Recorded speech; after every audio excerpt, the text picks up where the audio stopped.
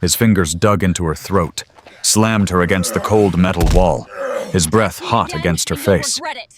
"You think you can survive here, sweetheart? I'll bury you in this ocean and no one will ever find the body." Elena Vance didn't scream, didn't beg. Her knee drove upward into his groin. Her palm cracked against his nose. Blood sprayed across her face. He collapsed. Gasping. Broken. She stood over him, chest-heaving, voice flat as death. "I warned you. Touch me again and you'll regret it." He did. And 72 hours later, his career was ashes, his freedom was gone, and Elena Vance was still standing with a Navy SEAL trident pinned to her chest. If you want to see how a 19-year-old girl destroyed an admiral and became a legend, subscribe now and stay until the end. Comment your city. I want to see how far her story travels. The bus stopped at the gates of Naval Special Warfare Center Coronado, and Elena Vance was the last one off. 143 men had already filed through those gates. Young, hungry, convinced they were going to become legends. They walked with their chests out, and their jaws set, performing toughness for each other, like actors in a war movie none of them had earned the right to star in. Elena carried a single sea bag over her shoulder. She weighed 125 pounds. She stood 5'5" in her boots. And she was about to become the first woman in history to attempt full Navy SEAL training. Not the modified version, not the integrated program some admiral's committee had designed to make everyone feel good about diversity. The real thing. The same Hell Week. The same drowning drills. The same instructors who had broken 10,000 men over 30 years. She had earned this slot the only way that mattered, by being better than every other candidate who applied. But that didn't matter to the men watching her walk through those gates. "That's her," someone muttered. "The diversity hire. Give her 3 days, maybe 4. $20 says she doesn't make it to Hell Week." Elena heard every word. She cataloged the voices, memorized the faces, and kept walking. The intake processing room smelled like sweat and industrial cleaner. A chief petty officer sat behind a metal desk, stamping papers with the mechanical rhythm of someone who had done this 10,000 times before. "Name," he said without looking up. "Vance Elena. Seaman." The stamping stopped. He looked up. His eyes traveled from her face to her shoulders, to her sea bag, and back again. "You're the female." "I'm a candidate, Chief." Something flickered in his expression. Not hostility, exactly. Something more like curiosity mixed with pity. "Room assignments in your packet. Chow Hall opens at 0500. Orientation briefing at 0600. He paused. "You know what you're walking into, Vance?" "Yes, Chief." "No, you don't." He leaned forward. "I've been processing candidates for 19 years. Best athletes in the country. Special Forces transfers, Olympic swimmers, combat veterans with 3 tours downrange. 75% of them quit before Hell Week ends. 90% of the ones who make it through still wash out eventually." He slid her packet across the desk. "You're not just fighting the training. You're fighting 143 men who think you're here to prove a point. You're fighting instructors who've never trained a woman and don't want to start. You're fighting a system that wasn't built for you and doesn't want you." Elena took the packet. Her fingers didn't tremble. "Then I'll change the system, Chief." He stared at her for a long moment. Then he shook his head and went back to his stamps. "Next candidate." The barracks hallway stretched 40 meters, lined with doors on both sides. Each door had a number. Each number represented a candidate who believed he was special. Elena found her room at the end of the hall. Single occupancy. The only single room in the building. "Privacy for the princess," a voice called out behind her. She turned. 3 men stood in the hallway. Mid-20s, built like they'd been lifting weights since middle school. The one in front had a smile that didn't reach his eyes. "Kyle Brennan," he said. "My father was a SEAL. My grandfather was a SEAL. My great-uncle died on a beach in Grenada with a trident on his chest." He stepped closer. "What's your legacy, Vance?" "I don't have one yet." "No, you don't. And you won't." He was close enough now that she could smell his cologne. Expensive. The kind that came in bottles shaped like grenades. "You're here because some politician wrote a memo. Some admiral's wife had a feeling session. Some committee decided that 40 years of tradition needed to be sacrificed on the altar of political correctness." Elena didn't step back. Her voice stayed level. "I'm here because I qualified. You're here because they lowered the standards. They didn't lower anything. Same PST scores, same requirements, same application process." She tilted her head slightly. "If you're worried about the standards, Brennan, maybe you should focus on meeting them yourself." The smile vanished from his face. "Watch yourself, Vance. This isn't some co-ed gym class. Out here, accidents happen. People get hurt. Sometimes people don't come home at all." "Is that a threat?" "It's advice." He turned to walk away, then paused. "My father's an admiral, by the way, just so you know who you're dealing with." "I'll try to remember that." He walked away. His two friends followed. Elena watched them go, memorizing their faces, their gaits, the way they held their shoulders. Her father had taught her that. Not in person, he had died when she was 3 years old, but through letters he had written before his last deployment. Letters that explained how to read people, how to identify threats, how to survive in a world that wanted you to fail. She opened her door and stepped inside. The room was small. A bed, a desk, a locker. Nothing else. She set her sea bag on the bed and pulled out the only personal item she had, brought a photograph in a cheap plastic frame. A man in dress blues holding a baby girl. His smile was wide and genuine. The baby was reaching for his face with tiny fingers. Elena propped the photo on her desk. "I'm here, Dad," she said quietly. "Just like I promised." The orientation briefing filled a room designed to intimidate. Concrete walls, metal chairs bolted to the floor, a stage at the front where 3 instructors stood like judges at a trial where everyone had already been found guilty. Elena sat in the back row. Far right seat.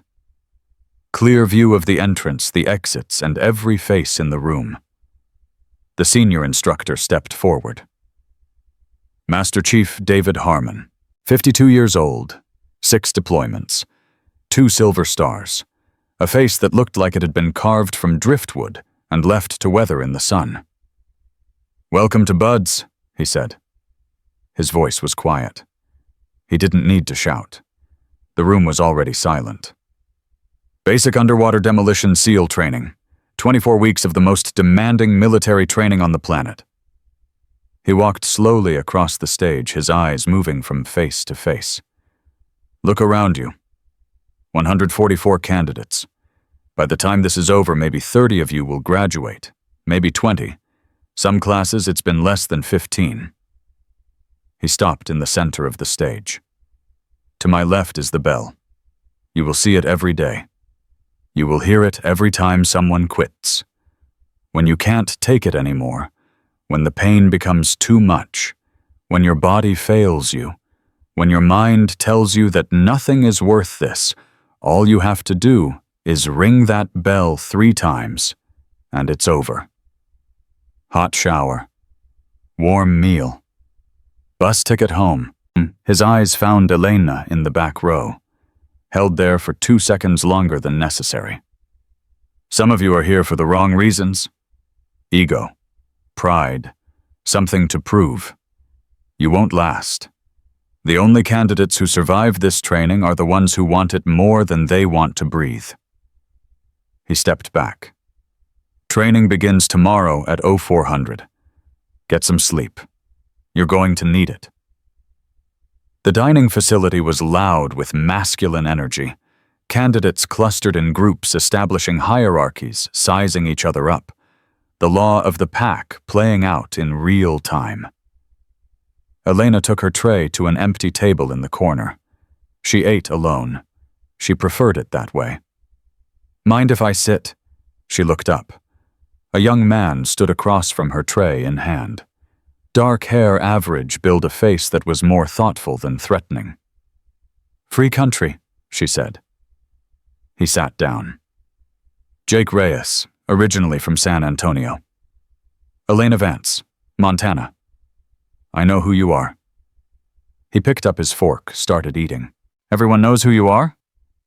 And you're still sitting here. I figure the woman brave enough to walk into this place alone might be worth knowing. He shrugged. Besides, my grandmother raised me, taught me that courage doesn't have a gender.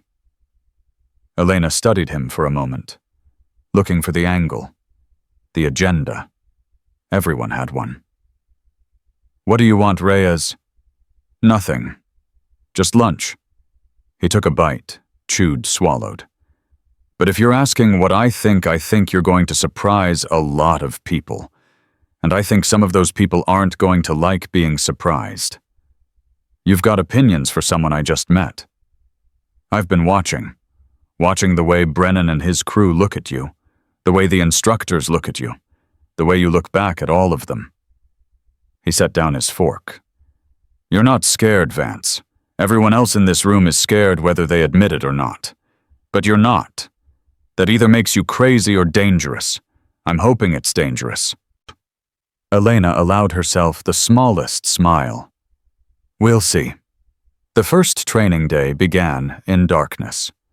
4 a.m., instructors storming through the barracks, banging on doors, screaming candidates awake. The chaos was deliberate, designed to shatter sleep-fogged minds before they could fully wake. Elena was already dressed when her door burst open. Already standing. Already waiting. The instructor who filled her doorway was new. Not one of the three from orientation. This one was younger, late 20s, maybe 30, with the build of a cruiserweight boxer and eyes that held something cold and calculating. Petty Officer First Class Marcus Drake, he said, stepping into her room. I'll be your personal instructor for the duration of your training. Personal instructor, special assignment, making sure you receive appropriate attention. His smile was thin. Can't have you claiming we didn't take your training seriously, can we? Elena met his gaze. I didn't ask for special treatment. You didn't have to. Your presence here is special treatment. He stepped closer, close enough to violate every boundary of professional distance. Let me be clear, Vance. I don't think you belong here. I don't think women belong in combat. And I think this whole experiment is going to end with somebody getting hurt. Is that your professional assessment? That's reality. And reality doesn't care about your feelings. He turned toward the door. Formation in 5 minutes. Don't be late. He was gone. Elena stood motionless for 3 seconds. Then she reached into her sea bag and pulled out her father's first letter. The one he had written when she was still a baby. The one she had memorized before she learned to read it. Ellie, you will face men who think they can break you. They can't. They'll try with words first, then with actions. Let them try. Show them nothing. Give them nothing. And when the moment comes, and it will come, make them regret every single second they spent underestimating you. She folded the letter, placed it in her chest pocket, over her heart. Then she walked out to face the day. The grinder was a concrete courtyard designed for pain. Candidates lined up in formation, shivering in the pre-dawn cold. The Pacific Ocean roared somewhere in the darkness beyond the beach. Drake paced in front of the formation, his voice cutting through the salt air. Welcome to day 1. By the end of today, some of you will quit. By the end of this week, more of you will quit. By the end of Hell Week, most of you will quit. He stopped directly in front of Elena. Any questions? Silence. Good. We'll start with a 2-mile soft sand run. Full boots, then log PT, then surf torture, then, maybe if you're lucky, breakfast. He blew his whistle. Move. The formation broke. Candidates sprinted toward the beach. Elena ran with them, finding her pace, settling into the rhythm her body knew by instinct. Montana Winters had taught her about endurance, about pushing through when everything screamed, stop. She had run through snowdrifts at 9,000 feet. She had swum in glacial lakes until her skin turned blue. She had tracked elk through terrain that would kill an unprepared man in hours. This was just sand, just boots, just another test. But she could feel Drake's eyes on her back the entire run. Watching, waiting, looking for weakness. She gave him nothing. Log PT was designed to destroy teamwork. 6-man teams carrying 200-pound logs through soft sand, running, squatting, pressing, the log crushing shoulders, arms burning, legs screaming. Elena's team had been deliberately assembled. 5 men who hadn't chosen her. 5 men who blamed her for every failure. Keep up, Vance. You're slowing us down. Should have stayed in the kitchen. She didn't respond, just shifted her grip, took more weight, pushed harder. Jake Reyes was on her team. He caught her eye, nodded once, then shifted his own position to balance the load. Shut up and lift, he growled at the others. She's carrying her share. She's carrying the team down. Then lift harder. That's on you, not her. The argument died. The log kept moving. But Drake was watching. Always watching. Surf torture came next.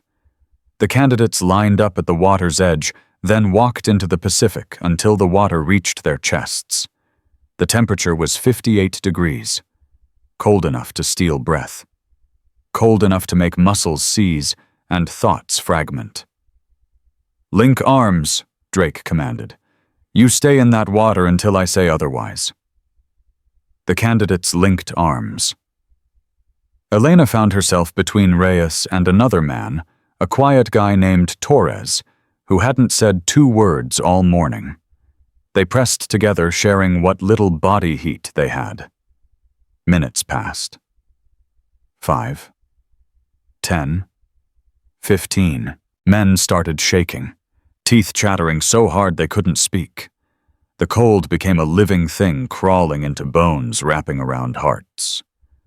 Anyone want to quit? Drake called from the beach. It's warm up here. Hot coffee waiting. All you have to do is ring that bell. No one moved. 20 minutes. The man on Torres's other side suddenly went limp, hypothermia setting in. Medical personnel rushed into the water, dragged him out.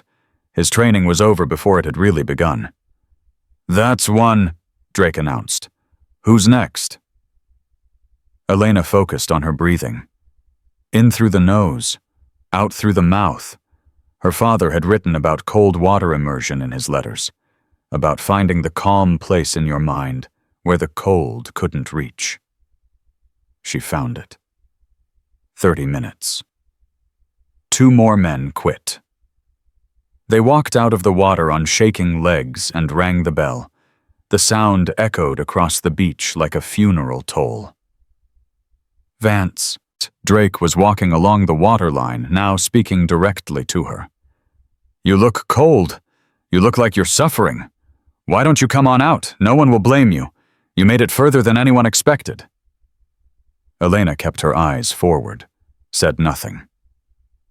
Come on, sweetheart. This isn't personal. This is just biology. Women can't handle this kind of stress. There's no shame in admitting it. Reyes squeezed her arm. Torres did the same on the other side. Elena let the cold flow through her, around her, past her. She wasn't going anywhere. 45 minutes later, Drake finally called them out. 11 men had quit during surf torture. Elena Vance was still standing. Chow time. The survivors ate in exhausted silence, shoveling calories into bodies that had burned through reserves they didn't know they had. Elena sat at her corner table. Reyes sat across from her. Torres joined them without asking. "You're tougher than you look," Torres said. First words he had spoken to her. "Thanks." Wasn't a compliment, just an observation. He took a bite of his eggs. "Drake has it out for you. You know that, right?" I noticed. "It's not just the woman thing. I heard him talking to Brennan last night. Something personal going on there." Elena looked up. "What kind of personal?" "Don't know. But Brennan's father made a phone call. Next thing you know, Drake gets assigned as your personal instructor." Torres shrugged. "I'm just saying, watch your back." "I always do." Reyes leaned in. "If they're coordinating against you, we need to coordinate back. Torres and I can—" "No." Elena's voice was firm. "I appreciate the offer, but if I survive this, it has to be on my own merits. If I use a support network, they'll say I couldn't hack it alone. That's stupid. That's reality." She stood, picked up her tray. "But I won't forget the offer." She walked away before either of them could argue. Day 1 became Day 2. Day 2 became Day 3. The training was relentless. 4 a.m. wake-ups, 20-hour days, sleep measured in minutes instead of hours. Candidates dropped like flies. The bell rang so often it became background noise. By the end of the first week, 43 men had quit. 12 more had been medically discharged. Elena was still standing, but Drake wasn't letting up. He assigned her extra punishment for infractions no one else received. A bootlace slightly loose 50 burpees. A rucksack not perfectly aligned 2-mile sand run. A response that was half a second too slow surf torture while the others ate dinner. She took it all. Said nothing. Gave nothing. But the pressure was building. It happened on Day 8. Evening. The equipment room. Elena was cleaning her dive gear for tomorrow's pool evolution. Alone. The door opened. Closed. Drake stood there, blocking the exit. "We need to talk, Vance." "About what, petty officer?" He walked closer. Slowly. Deliberately. "About your future in this program." "My future is my concern." "No. See, that's where you're wrong." He was within arm's reach now. "Your future is my concern, because I decide whether you pass or fail. I decide whether you make it to Hell Week. I decide whether your dream lives or dies." Elena set down the dive gear. Her hands were steady. "Is there a point to this conversation?" "The point is this." He leaned in, close enough that she could smell tobacco on his breath. "You don't belong here. You never did. And the easiest thing for everyone would be if you just went away. I'm not going anywhere. See, I thought you might say that." His hand came up, grabbed her shoulder, squeezed hard enough to leave bruises. "So let me make this clearer." He pulled her toward him. "Some accidents are harder to explain than others. A slip during a night swim, a fall during rock portage, equipment that malfunctions at the wrong moment." His grip tightened. "I've been doing this for 12 years. I know how to make things happen, and I know how to make sure no one asks questions afterward." Elena didn't struggle, didn't panic. Her voice came out flat and cold. "Take your hand off me. Or what? You'll report me, your word against mine. And sweetheart, my word carries a lot more weight around here than yours. I won't ask again." He laughed. The sound was ugly. "What are you going to do, Vance? Hit me. That would solve all my problems. Assault on an instructor. Immediate discharge. Probably criminal charges. Your career ends tonight." For a long moment, nothing moved. Then Elena spoke, her voice barely above a whisper. "My father was a SEAL. Did you know that—" Drake's grip loosened slightly. Confusion flickered across his face. "Chief Petty Officer Thomas Vance, killed in Fallujah in 2006. Bronze Star, Purple Heart. He wrote me letters before he deployed. Taught me things. About tactics. About pressure points. About what happens to the human body when you know exactly where to strike." She looked up at him. Her gray-green eyes were completely calm. "Right now, my thumb is half an inch from your brachial plexus. If I press hard enough, your entire right arm goes numb for 6 hours. Your grip strength drops to 0, and there's no bruise, no evidence, nothing for anyone to see." Drake's face changed. "You're bluffing. My father didn't raise me to bluff." A long moment passed. Then Elena moved. Not a strike, just a slight shift of her body weight, a repositioning of her hand. Drake released her shoulder like he had been burned. "Touch me again," Elena said quietly, "and you'll regret it." He stared at her. His face cycled through emotions, anger, confusion, something that might have been fear.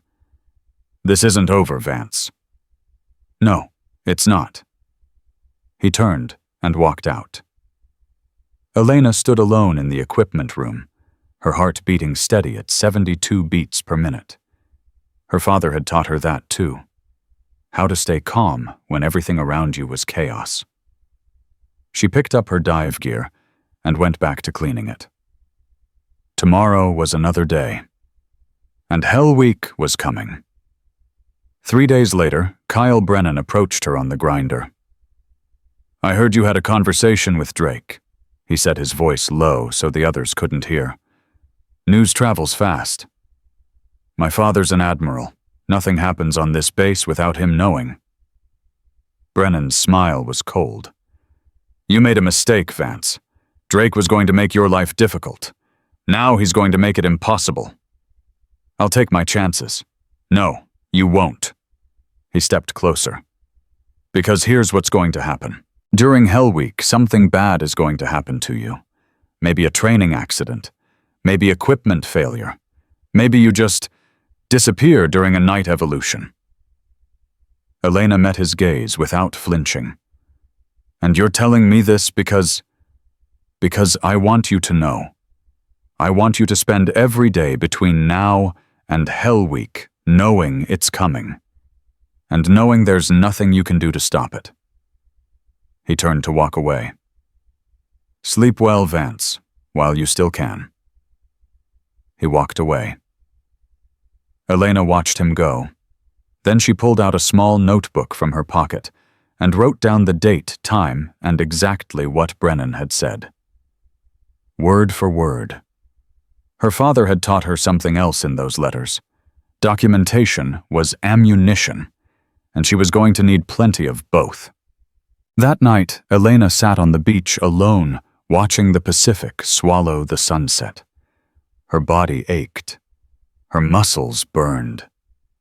Every joint felt like it had been filled with sand and ground glass. But her mind was clear. She pulled out her father's photograph. The man in dress blues holding a baby girl, smiling like he had never known fear. "They're coming for me, Dad," she whispered to the waves. "They're going to try to break me, try to hurt me, try to make me disappear." The waves crashed, the wind blew, the sun sank lower. "But I'm not going to let them. I'm going to survive Hell Week. I'm going to graduate, and I'm going to make them all regret every single moment they spent underestimating me." She put the photograph away.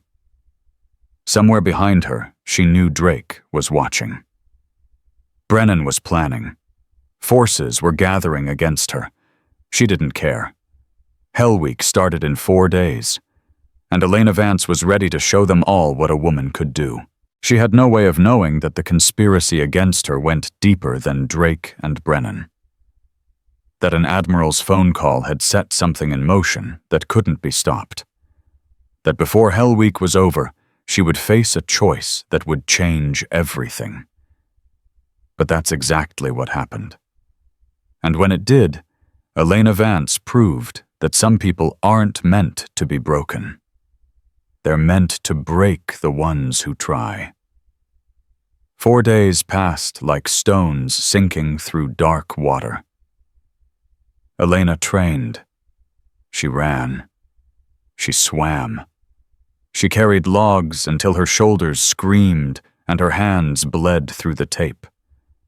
And every single day she felt Drake's eyes on her back, watching, waiting, calculating. Brennan kept his distance, but his smile never faded. The smile of a man who knew something she didn't.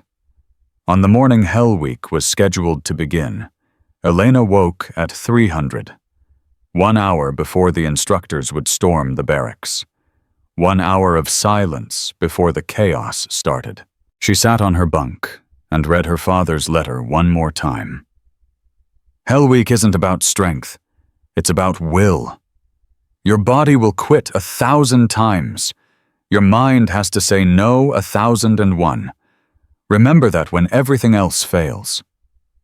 She folded the letter, placed it in the waterproof pouch she would wear against her skin for the next 5.5 days. Then she closed her eyes and waited. The explosion came at 0347. Flashbang grenades, simulation rounds, instructors screaming at full volume, doors being kicked in, chaos erupting from every direction at once. Elena was on her feet before the first grenade finished echoing. Already dressed, already moving. She hit the hallway at a dead sprint. Around her, candidates stumbled out of their rooms in various states of confusion. Some were half-dressed. Some were crying. One man was curled in the fetal position, hands over his ears. Move, move, move. The instructors' voices blended into a wall of sound. Get to the grinder. Anyone not on the grinder in 60 seconds gets extra surf torture. Elena ran. She didn't think. Didn't hesitate. Her body knew what to do. She made it to the grinder in 43 seconds, one of the first to arrive. Drake was waiting. Well, well, he said, his voice cutting through the chaos. Look who's eager. Ready for the worst week of your life, Vance. Ready, petty officer? We'll see about that. The other candidates flooded onto the grinder, confused, terrified, already broken before the real breaking had begun. Hell Week had started, and it was going to be worse than any of them could imagine. The first evolution was surf torture. Of course it was. The instructors loved starting with cold, because cold stripped away everything, pride, confidence, the illusion that willpower was enough. 112 candidates waded into the Pacific. The water temperature had dropped to 54 degrees overnight. Cold enough to stop hearts, cold enough to steal souls. Link arms, Master Chief Harmon commanded.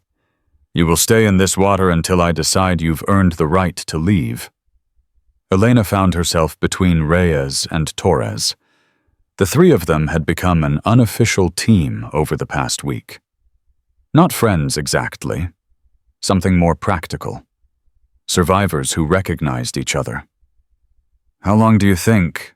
Reyes muttered through chattering teeth. Doesn't matter, Elena said. Don't count, just breathe. Easy for you to say. I grew up swimming in glacier runoff. This is a hot tub. Torres laughed. The sound was broken by shivering, but it was real. You're insane, Vance. Probably. 20 minutes passed. 30. Men started dropping. The bell rang 6 times in the first hour. 6 more dreams dying in the pre-dawn darkness. Drake walked along the waterline, speaking into a bullhorn. Who wants out hot coffee on the beach? Warm blankets. All you have to do is ring that bell. No shame in it. 75% of you are going to quit anyway. Why not do it now and save yourself the suffering? No one moved. Vance, you look cold. Your lips are turning blue. Come on out, sweetheart. You've proven your point. No one expects you to finish this. Elena kept her eyes forward. Said nothing. Your father quit, you know. The words hit like a physical blow. Elena's head snapped toward Drake. That's right. I looked him up, Chief Petty Officer Thomas Vance. You know what his instructors wrote in his evaluation? Lacks mental fortitude. Quit during pool competency. He rang out Vance, just like you're going to. Elena's hands clenched into fists under the water. That's a lie. Is it? I've got the record, sweetheart. Your daddy was a quitter. The apple doesn't fall far from the tree. Something shifted in Elena's chest. Not anger. Something colder. Something that had been sleeping since she was 3 years old and learned her father was never coming home. My father, she said, her voice carrying across the water, earned a Bronze Star, pulling 3 wounded Marines to safety in Fallujah. My father died with a rifle in his hands and his team behind him. My father never quit anything in his life. She took a step forward, then another, walking toward the shore, toward Drake. And I am going to finish this training. I am going to earn my trident. And when I do, I am going to make sure everyone knows exactly what kind of man you are. Drake's smile flickered, just for a moment, just long enough. Get back in formation, Vance. Yes, Petty Officer.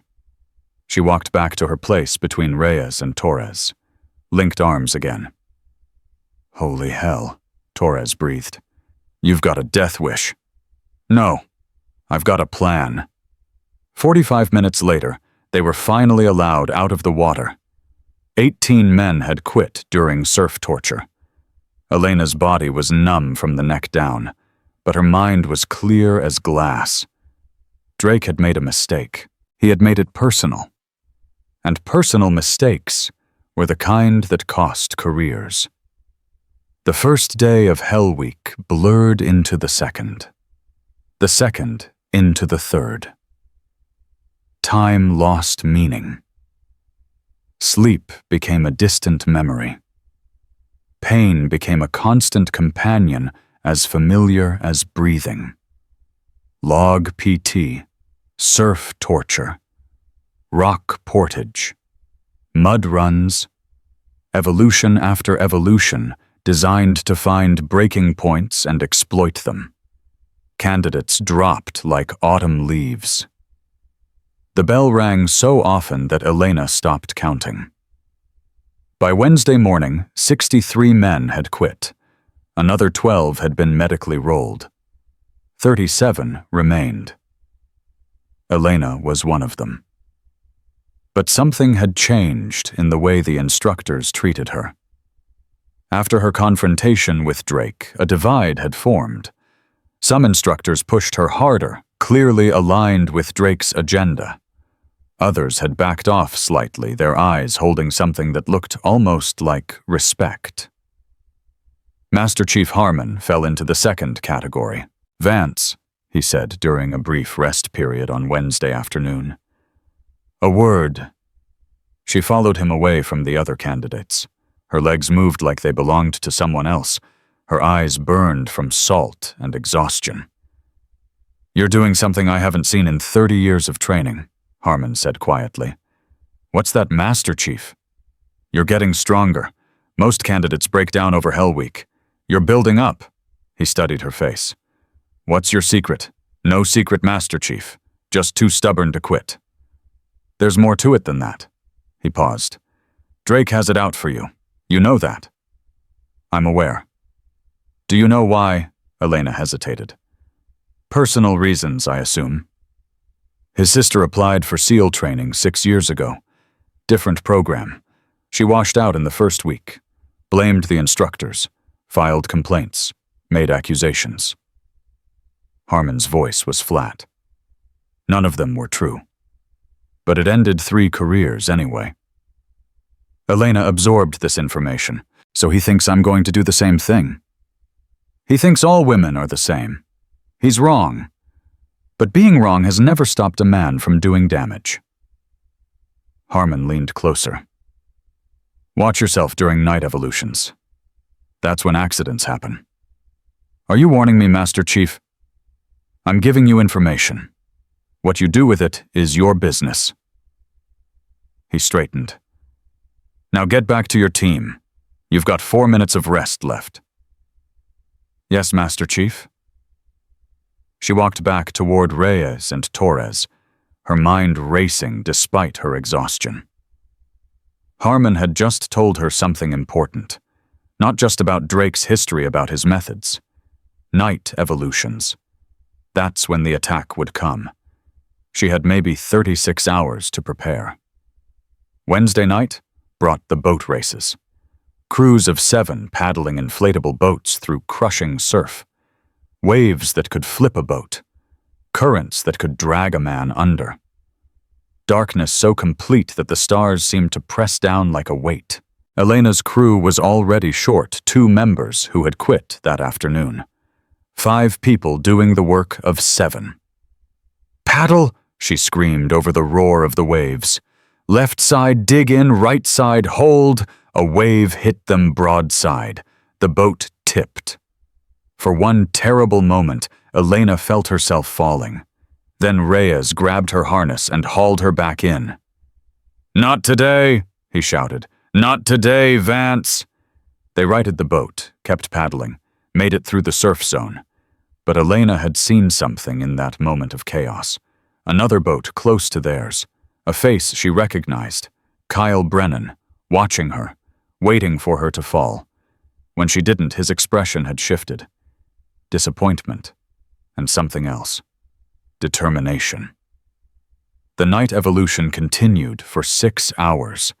By the end, 3 more boats had capsized. 2 men had been pulled from the water unconscious. 1 had to be resuscitated on the beach. Elena's crew finished 4th. Not first, but alive. That was all that mattered. Thursday morning brought a brief reprieve. Medical checks, hot soup, 10 minutes of actual sitting down. Elena used the time to find Reyes. I need to tell you something, she said quietly. I'm listening. Tonight, something's going to happen. Brennan Drake, they're planning something. Reyes's exhausted face hardened. How do you know? Harmon warned me, and I've been watching Brennan. He's been too calm, too patient. He's waiting for something. What do you need? I need you to watch my back during night evolutions. Not protect me, just watch. Document what you see. Whatever happens, I need witnesses. You're asking me to risk my own training. I'm asking you to help me expose corruption. If they're willing to hurt me, they're willing to hurt anyone who doesn't fit their idea of what a SEAL should be. She met his eyes. This isn't just about me, Reyes. It's about everyone who comes after. He was silent for a long moment. My grandmother used to say that the measure of a person isn't what they do when it's easy. It's what they do when it costs them something. He nodded slowly. I'll watch. Whatever happens, I'll be there. Thank you. Don't thank me yet. We still have to survive tonight. Thursday night. The final major evolution of Hell Week. Combat swimmer training. Night dive. Limited visibility. Maximum danger. The candidates assembled on the beach as the sun disappeared below the horizon. 31 remained. 31 out of 144. Drake stood at the front of the formation. His face was unreadable. Tonight's evolution is simple, he announced. You will swim 1 mile offshore. You will recover a package from a designated location. You will return to the beach. Time limit is 4 hours. Anyone who fails to return by 2300 is automatically dropped from training. Simple. Except nothing about it was simple. Night dives were the most dangerous evolution in SEAL training. Disorientation, equipment failure, currents that could drag a swimmer miles off course, Even experienced SEALs died on night dives. Elena checked her gear with meticulous attention.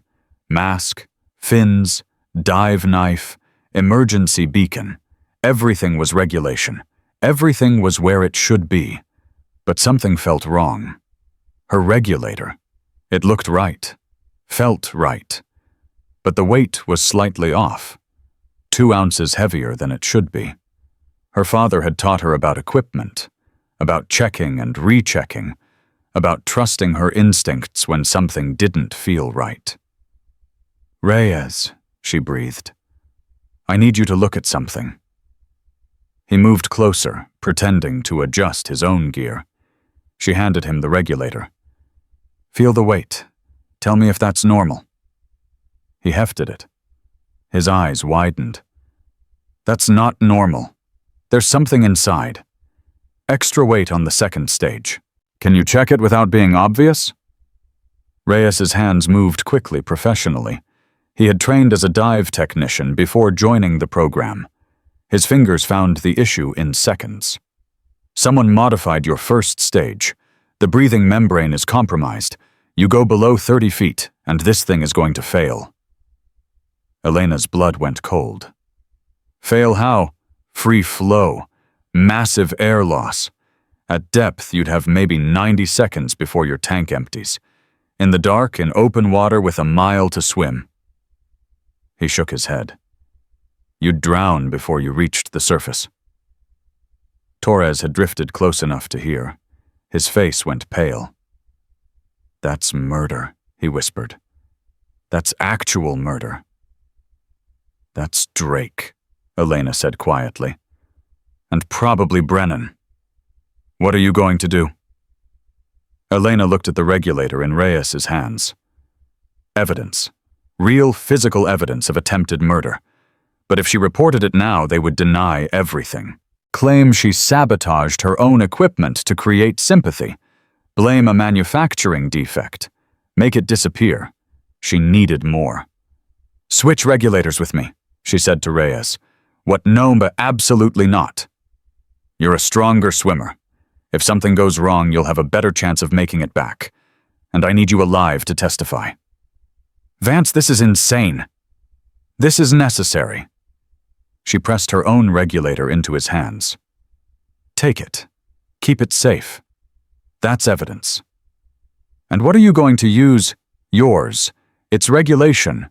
It works. I'll be fine." Reyes looked at her for a long moment. Then he nodded. "You're the craziest person I've ever met, Vance." "That's not a no." "It's not a no."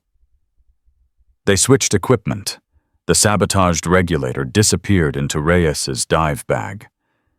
3 minutes later, the evolution began. The water was cold. The darkness was absolute. Elena swam through black nothing, following her compass, counting her strokes, forcing her exhausted body to move.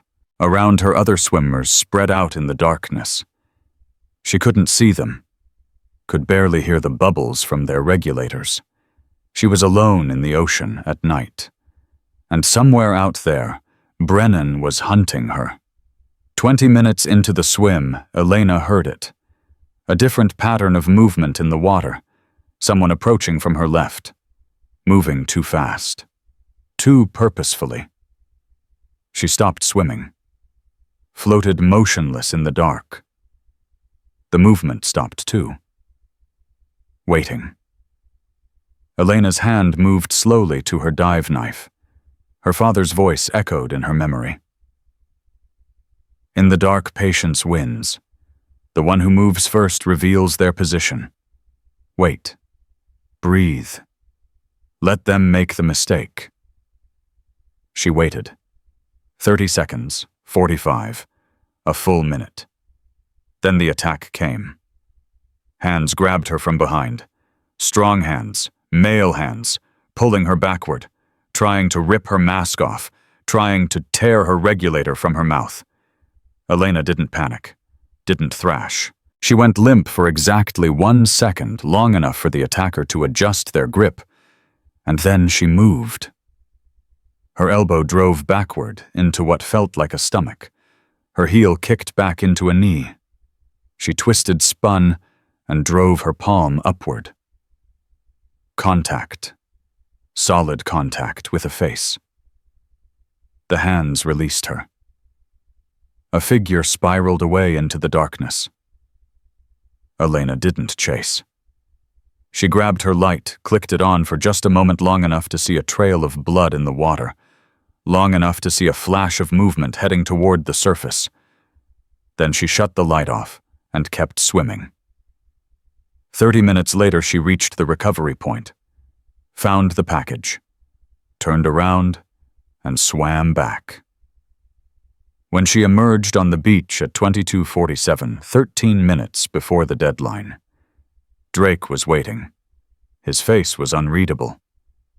"You made it, Vance." "Yes, Petty Officer." "Any problems during the swim?" "None worth mentioning, Petty Officer." They stared at each other in the moonlight, both knowing, neither speaking. "Get to the medical tent. Hot fluids, blanket, standard recovery protocol." "Yes, Petty Officer." She walked away without looking back. In the medical tent, she found Reyes already there. He had finished third overall. His eyes met hers with a question. She nodded slightly. He exhaled with relief. Torres arrived 10 minutes later. Then Walsh, the female candidate, who had joined as a replacement, stumbling in on legs that barely worked. Brennan arrived last among the survivors. His face was swollen. His nose looked broken. He wouldn't meet Elena's eyes. 28 candidates had made it through the night swim. 3 more had quit. And Kyle Brennan had a face that told its own story. Elena sat in the medical tent, drinking hot soup, feeling her body slowly remember what warmth felt like. She had survived. But more than that, she had evidence now. The sabotaged regulator, Brennan's injuries, the timeline. The conspiracy was starting to leave traces, and traces could become proof. Friday morning came like a blessing from a god Elena wasn't sure she believed in anymore. Hell Week was over. 26 candidates remained. 26 out of 144. Elena Vance, Jake Reyes, Torres, Walsh, 22 others who had refused to quit when their bodies begged them to. They stood on the beach as the sun rose over Coronado. Shattered. Broken. Alive. Master Chief Harmon walked the line handing out brown shirts, the symbol of Hell Week survival.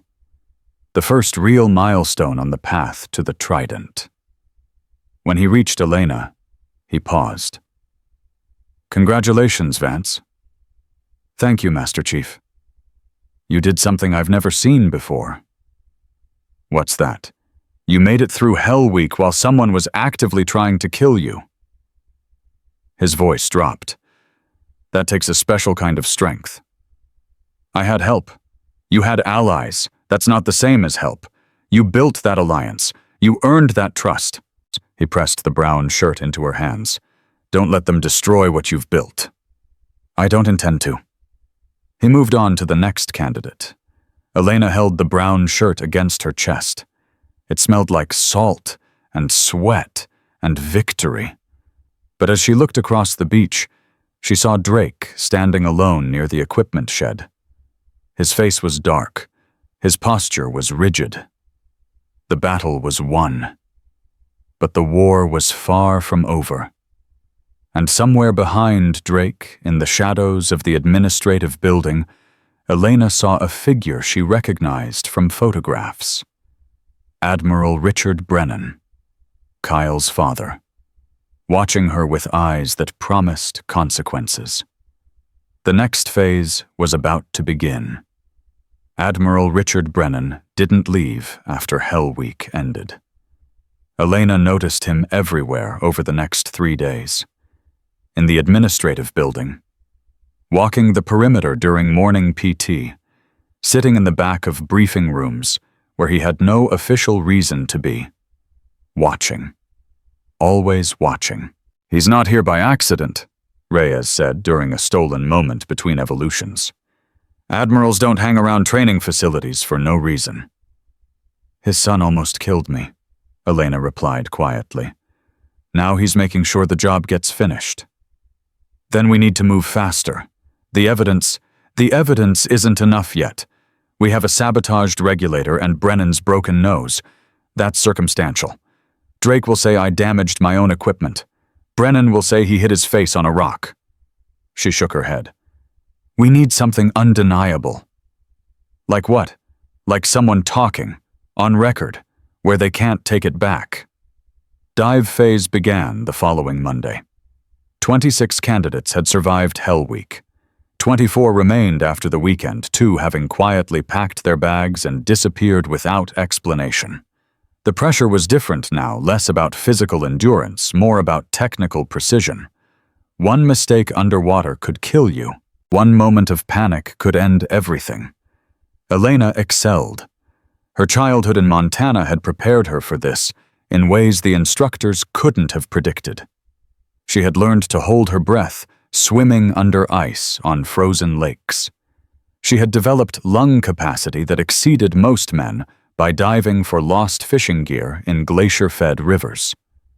The cold didn't bother her. The pressure didn't break her. The darkness felt like home. Vance, Master Chief Harmon called out after a particularly grueling pool evolution. You just set a new record for underwater distance. 412 feet on a single breath. Thank you, Master Chief. The previous record was 391, held for 11 years. He studied her with something approaching curiosity. Where did you learn to do that? Montana Master Chief. Cold water and stubborn pride. That's a hell of a combination. She allowed herself a small smile. My father used to say the same thing. Drake stood at the edge of the pool, watching this exchange. His face was carefully blank, but Elena could read the tension in his shoulders. She was supposed to be failing by now. She was supposed to be broken, washed out a cautionary tale about women who didn't know their place.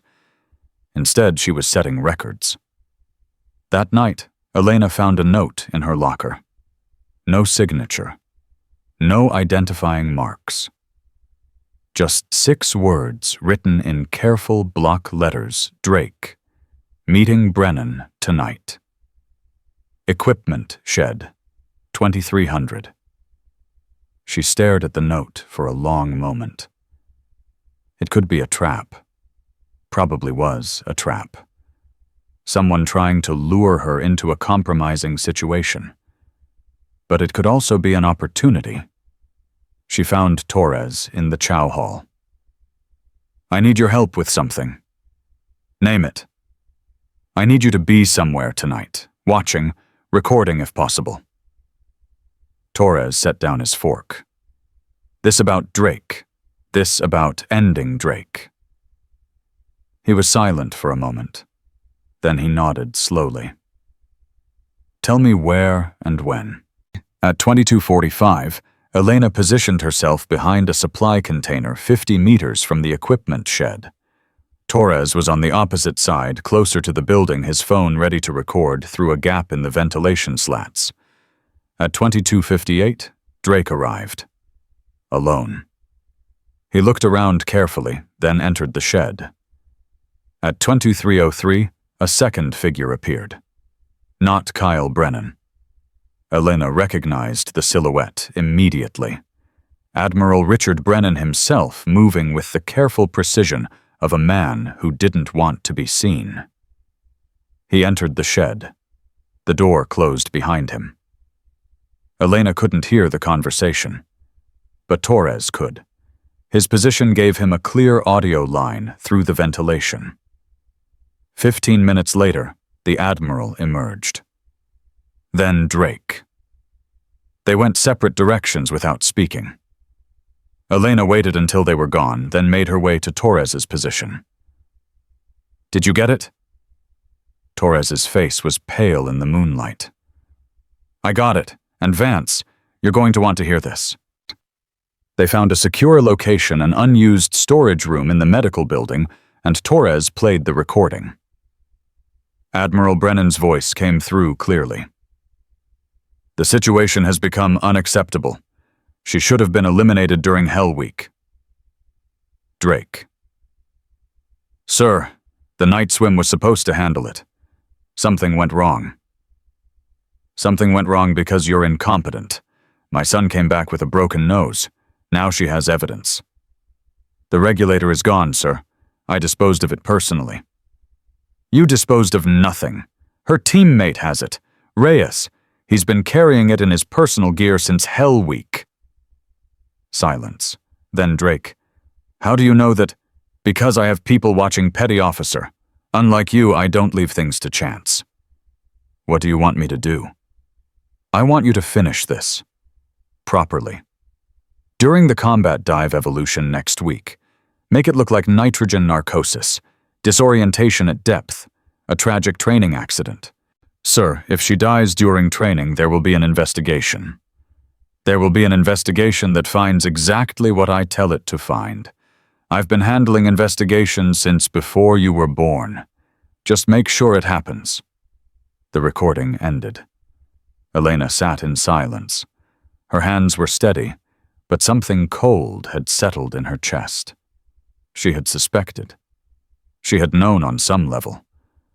But hearing it, hearing an admiral of the United States Navy calmly ordering her death, was something else entirely. That's conspiracy to commit murder, Torres said quietly. That's career ending. That's prison. That's also an admiral's word against a recording made by a trainee. You know how that goes. So, what do we do? Elena thought about her father, about his letters, about the lessons he had tried to teach her before he died. When you're outgunned, don't fight fair. Fight smart. Make them destroy themselves. We don't do anything, she said finally. Not yet. We wait. We gather more. And when the time comes, we make sure they can't bury it. And what about the combat dive evolution? They're planning to kill you. Let them plan. Her voice was cold. I'll be ready. The days leading up to the combat dive evolution passed with agonizing slowness. Elena trained. She studied. She memorized every protocol, every safety procedure, every possible point of failure. If Drake was going to try to kill her underwater, she needed to know every variable. Reyes helped when he could. Torres watched and documented. Walsh, who had become quietly loyal since Elena had helped her during Hell Week, started positioning herself as a witness to Drake's behavior. He's getting nervous, Walsh reported after a classroom session. I saw him talking to Kyle Brennan outside the admin building. They both looked scared. Scared is good, Elena said. Scared people make mistakes. Scared people also do desperate things. That too. The night before the combat dive, Elena received a visitor. Senior Chief Hannah Cole, the woman who had warned her weeks ago about Drake's history. She appeared at Elena's quarters, after lights out, moving with the quiet efficiency of someone who had spent years not being noticed. We need to talk, Cole said. About what's going to happen tomorrow. Cole sat down on the edge of Elena's bunk. I've been watching. I know about the recording. I know about the sabotaged equipment. And I know what Admiral Brennan is planning. How? Because I've been investigating Marcus Drake for 3 years, long before you got here. Cole's eyes were hard.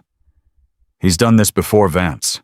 Not murder, not quite, but he's destroyed careers, driven out anyone who threatened his position, women especially, but not only women, anyone who didn't fit his idea of what a SEAL should be. Elena absorbed this. Why are you telling me now? Because tomorrow he's going to try to kill you, and I can't let that happen. Cole reached into her pocket and pulled out a small device. This is a secondary emergency beacon, military grade, waterproof to 500 feet. If something goes wrong during the dive, anything at all, you activate this. I'll have people in the water within 90 seconds. You have people positioned already. I have people who believe the same things I believe, that this institution is being corrupted from within, that Drake is a symptom of a larger disease. She pressed the beacon into Elena's hand. Take it. Use it if you have to. And when this is over, when you have enough evidence to bring them down, I'll be there to back you up. Why are you risking this for me? Cole was quiet for a moment. My daughter wanted to be a SEAL. 10 years ago, before any program made it possible. She applied anyway, submitted her packet, got laughed out of every office she walked into. Her voice tightened. She's a civilian now, works in a bank, hates every minute of it, but she had something, that same fire I see in you, and they took it from her before she even got a chance. I'm sorry. Don't be sorry. Be successful. Cole stood. Tomorrow, you survive. Whatever it takes, you survive. And then you tear down every single person who tried to stop you. She left without another word. Elena held the beacon in her hand, feeling its weight. Another ally. Another piece of the network she was building. Her father had been right. You couldn't fight power alone. But you could fight it with people who believed in something bigger than themselves. The combat dive evolution began at 0600. 22 candidates. Full combat rigs. Night vision equipment. Simulated weapons. The objective: infiltrate a mock enemy facility via underwater approach, complete a reconnaissance mission, and extract without detection. Standard training. Except for Elena, nothing about it would be standard. Drake ran the briefing personally. His eyes found Elena's several times during the presentation. Each time his expression was carefully neutral. Each time something cold moved behind his gaze. This evolution will test everything you've learned, he said. Underwater navigation, combat swimming, tactical awareness. One mistake and you fail. One moment of panic and you drown. He paused. Questions? No one spoke. Good. Gear up. We launch in 30 minutes. Elena moved through her pre-dive checks with methodical precision. Mask, fins, dive computer, primary regulator, secondary regulator. She checked each piece 3 times, looking for any sign of tampering. Everything was clean. That worried her more than finding something wrong. Drake was smart enough to know she'd check her equipment, which meant whatever he had planned would happen during the dive itself. Vance. Reyes appeared at her side, already geared up. You ready? As I'll ever be. I'll be within visual range the whole time. Anything goes wrong, I'm there. No. You stay with your team. Complete the mission. If something happens to me and you're nearby, they'll say you were involved. That's stupid. That's strategic. I need you clean for what comes after. He stared at her. You're planning something. I'm planning to survive. Everything else is secondary. The water was cold and dark. Elena descended through blackness, following the compass heading she'd memorized, counting her kicks to track distance. Around her, other divers moved in formation shadows in the void, visible only by the faint glow of their dive computers. The mock facility was 600 meters offshore, anchored to the seafloor at 40 feet. The approach required navigating through a kelp forest around a rock formation and into a narrow channel that simulated a harbor entrance. Elena was in the lead element. 4 divers total. She was point. The first sign of trouble came at the 200-meter mark. Her dive computer flickered. Once, twice. Then the display scrambled into meaningless static. Sabotage. Electronic interference. Someone had compromised her navigation equipment.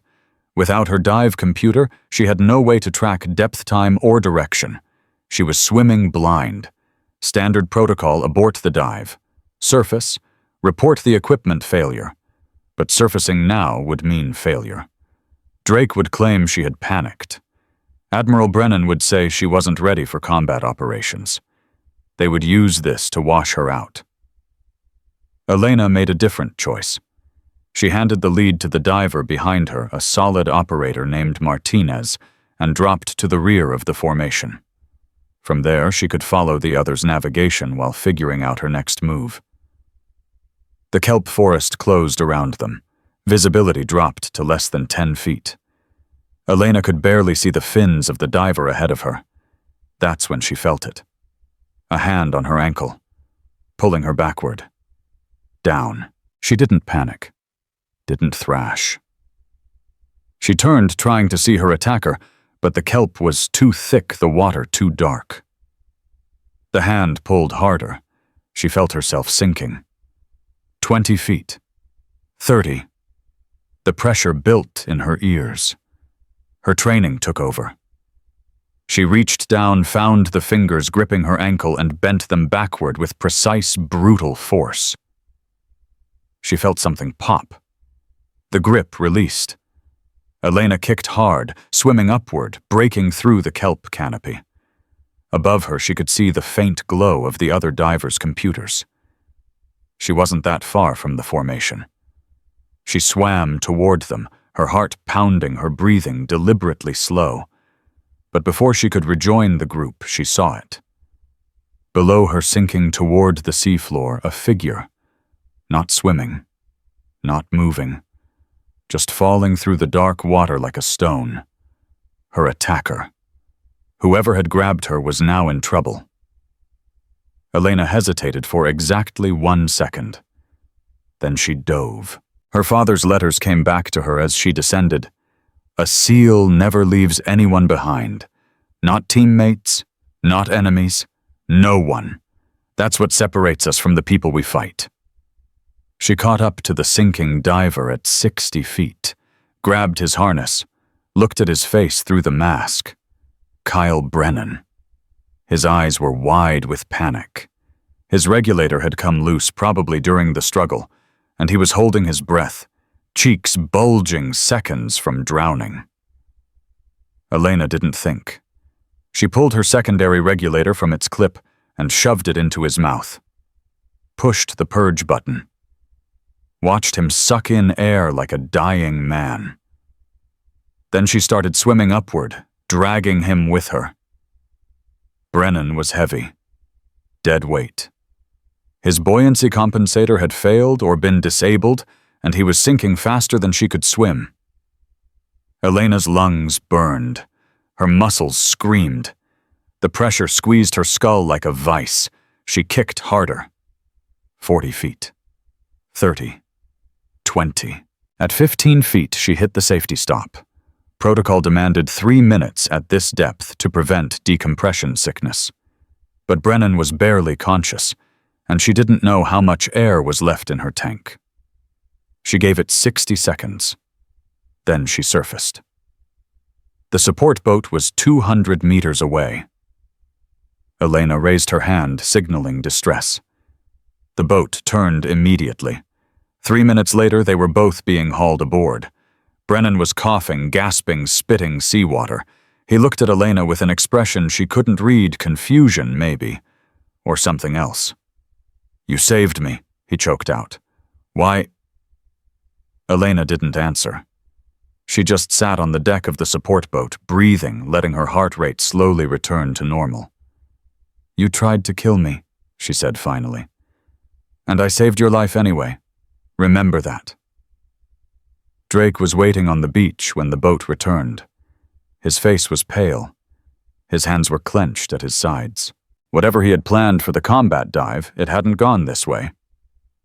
"Medical evaluation for both divers," Master Chief Harmon ordered. "Full debrief in 1 hour." "I want to know what happened out there," Drake said. His voice was tight. "There will be an investigation." "There certainly will," Harmon replied. His tone carried something Elena hadn't heard before, suspicion directed at Drake. A very thorough investigation. In the medical tent, Elena sat on a cot, while a corpsman checked her vitals. Her dive computer sat on the table beside her, still displaying static. Equipment malfunction, the corpsman noted. I'll log it for the investigation. Make sure you do. Document everything. You okay, Vance? You seem calm for someone who just had a near-death experience. I've had a lot of practice. 2 cots over Kyle Brennan lay staring at the ceiling. His father hadn't appeared yet, but Elena knew he would.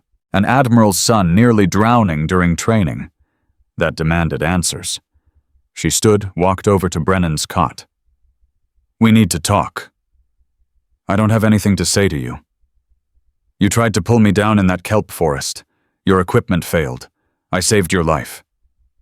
She leaned closer. I could have let you drown. Nobody would have known. Dark water. Equipment malfunction. Tragic accident. Sound familiar?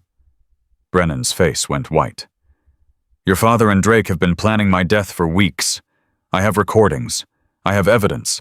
And now I have you alive because I chose not to be like them. You don't know what you're talking about. I know exactly what I'm talking about. And I know something else. She straightened. When this all falls apart, and it will, you're going to have a choice.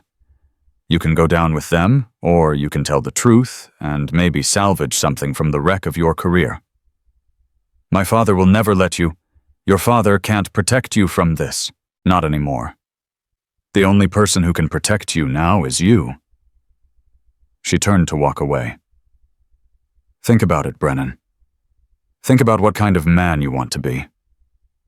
She left him lying there, staring at nothing, his world crumbling around him.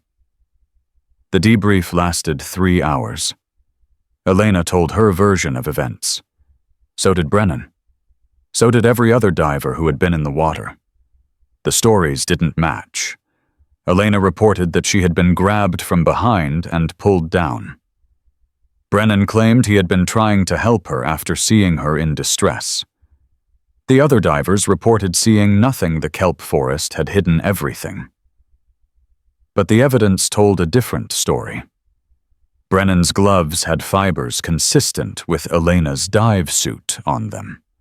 His equipment showed signs of tampering, the same kind of tampering that had disabled Elena's dive computer. And the pattern of his injuries, the dislocated fingers, the bruising on his arms, matched defensive wounds, not rescue attempts. Master Chief Harmon reviewed everything with careful attention. There will be a full investigation, he announced at the end of the debrief. Until that investigation is complete, both Seaman Vance and Seaman Brennan are suspended from training evolutions. Master Chief, Drake interjected, I recommend that Vance be removed from the program entirely. Her reckless behavior endangered Petty Officer Drake. Harmon's voice was cold. You are also under investigation. Until further notice, you are relieved of training duties. The room went silent. Drake's face cycled through shock, anger, and something that looked almost like fear. On what grounds? On grounds that will be explained to you by NCIS when they arrive tomorrow morning. Harmon stood. This debrief is concluded. Everyone is dismissed. NCIS, Naval Criminal Investigative Service, the people who investigated serious crimes within the Navy.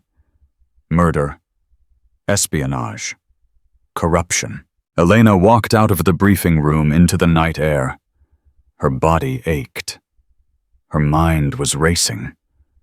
But something had shifted in her chest.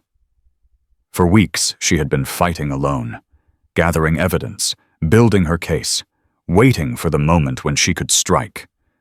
That moment had arrived. She found Reyes waiting outside.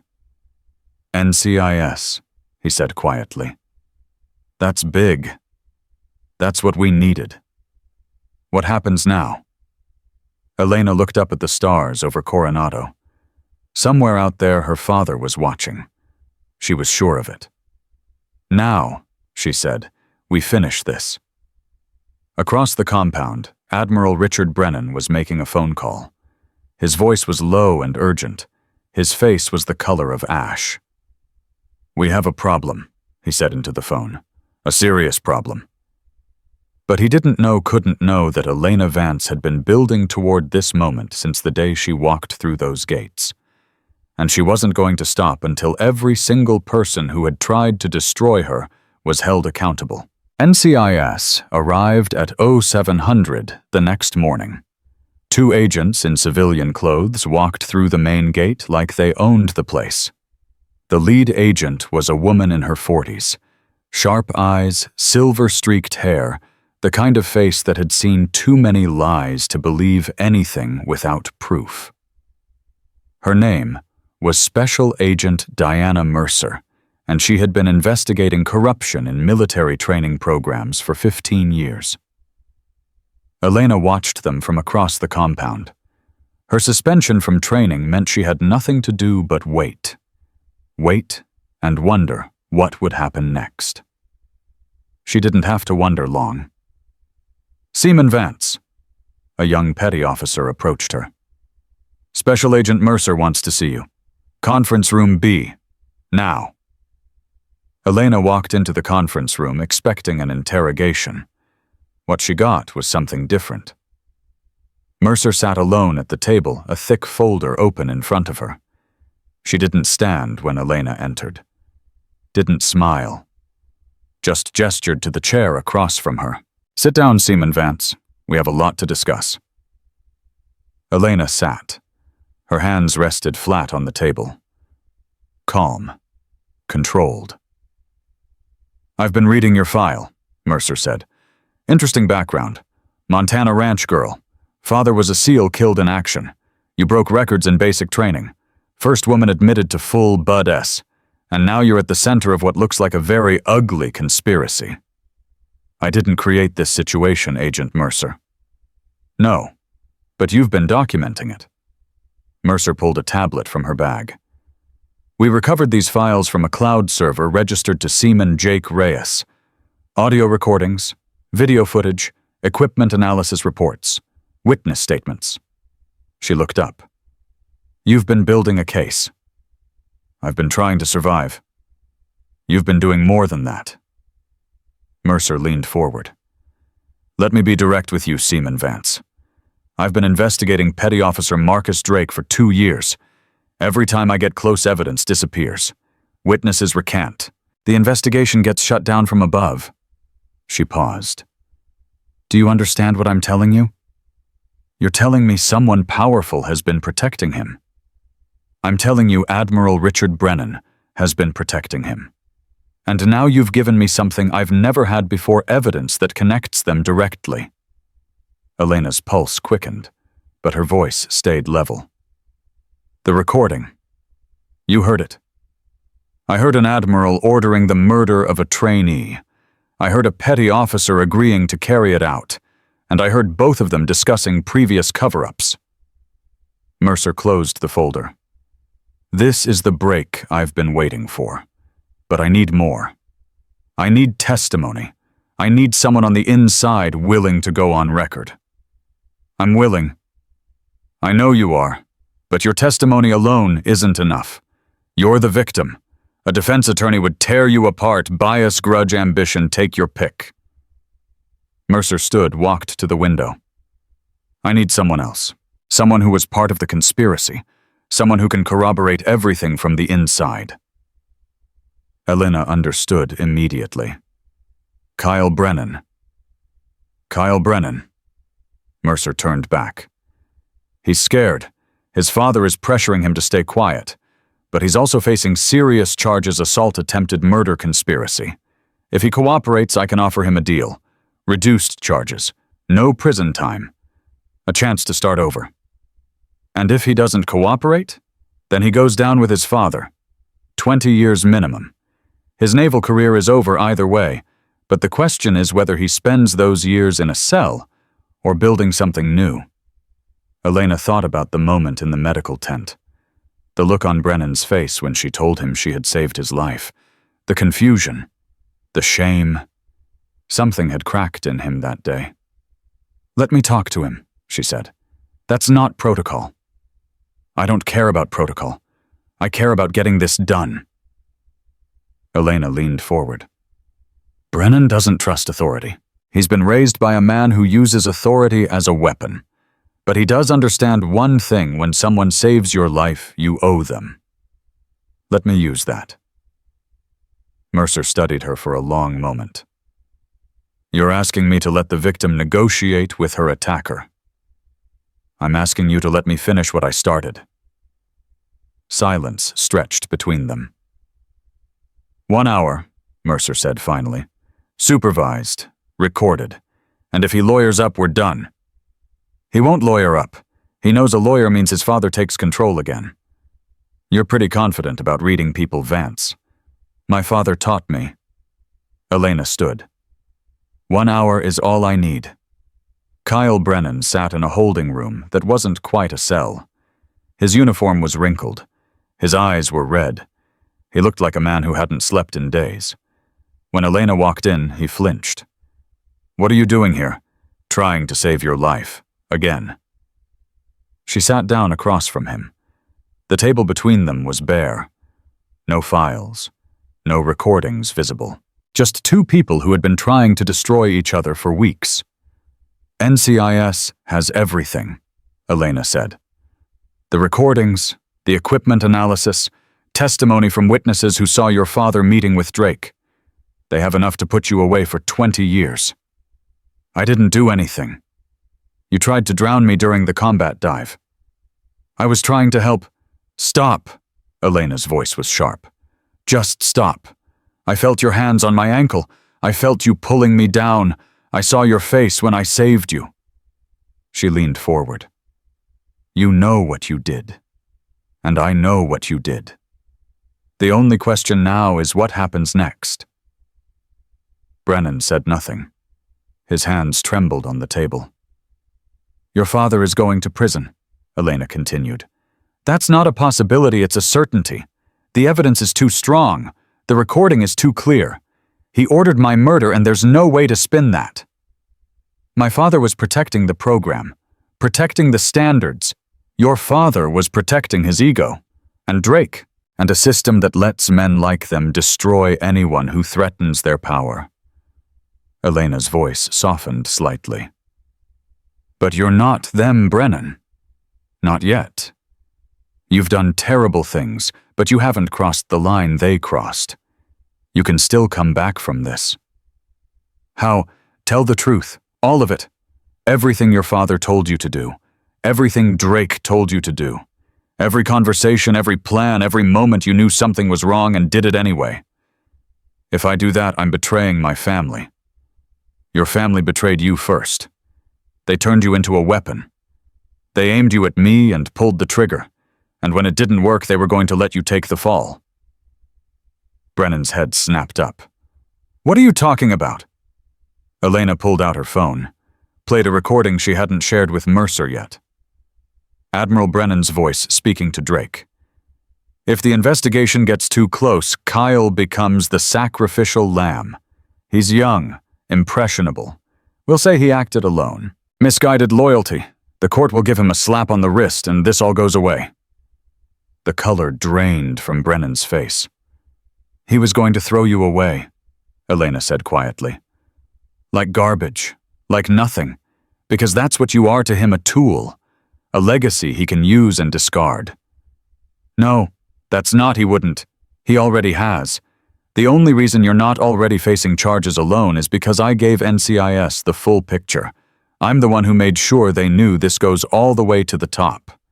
She paused. I saved you twice, Brennan. Once in the water, once from your own father. The question is whether you're going to save yourself. Brennan sat in silence for a long moment. His breathing was ragged. His hands had stopped trembling, but something in his eyes had broken.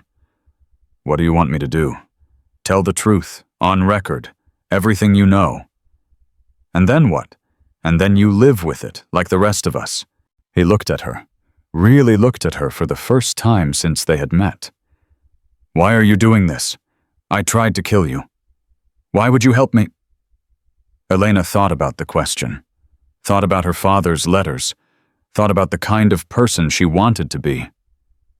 Because someone has to break the cycle, she said. Someone has to be better than the people who came before. And maybe if I show you that's possible, you'll show someone else someday. Brennan closed his eyes. When he opened them again, something had changed. Okay, he said. I'll talk. The formal interview lasted 4 hours. Kyle Brennan told NCIS everything. The conversations with his father, the meetings with Drake, the plan to sabotage Elena's equipment, the decision to attack her during the combat dive. Every detail, every moment, every choice that had led them to this room. Elena watched through a one-way mirror. Senior Chief Cole stood beside her. You did something remarkable today, Cole said quietly. I did what needed to be done. No, you did more than that. You gave him a chance to be human again. Most people in your position would have wanted revenge. Elena thought about that. Revenge doesn't change anything. It just creates more victims. Your father taught you well. My father taught me to fight. I taught myself when to stop. The interview ended at 1400. Mercer emerged from the room looking tired but satisfied. We have enough, she said. Brennan's testimony combined with the recordings and physical evidence gives us everything we need.